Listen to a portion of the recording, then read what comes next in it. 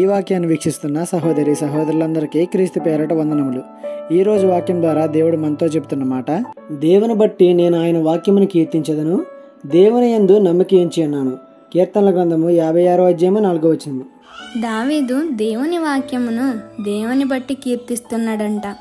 ఎంతమంది జ్ఞానవంతులు ఆ వాక్యమును వివరించి చెప్పినా, తానే దినమెల్లా ఆ వాక్యమును ధ్యానించిన తనను బట్టో లేక ఆ జ్ఞానవంతులను బట్టో ఆ వాక్యాన్ని కీర్తించలేదు, కానీ దేవుని బట్టే కీర్తించడం జరిగింది.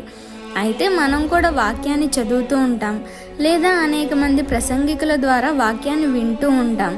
గొప్ప గొప్ప సేవకులు మన సంఘాలకు వచ్చి బోధిస్తూ ఉంటారు. అయితే ఒక ప్రశ్న, మరి మనం బోధింపబడిన వాక్యాన్ని ఎవరిని బట్టి కీర్తిస్తున్నాం?